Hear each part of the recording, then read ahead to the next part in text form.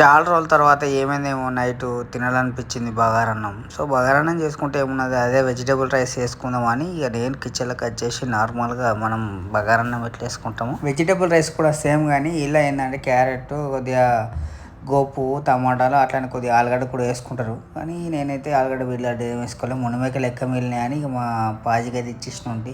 లైట్‌గా మునమేకలు వేసుకొని 2 గ్లాసుల రైస్‌కు 4 గ్లాసుల వాటర్ అయితే పోసినుంటి. ఇక అది కొద్దిగా పొంగుకు రాగానే ఇక నానబెట్టుకున్న రైస్ మాత్రం అలా వాడేసి ఒక 5-15 నిమిషాలు అట్లా నార్మల్గా ఉడకబెడితే ఇక రైస్ అయితే ఉడికిపోయిన ఉండే. కానీ ఏంటంటే గంజి అయితే నాకు చిన్నగా అయిపోయింది. ఇలా 2 గ్లాసులు ఉడక ఇది ఫస్ట్ టైం ఇట్లా నేను ఇలా వేసుడు.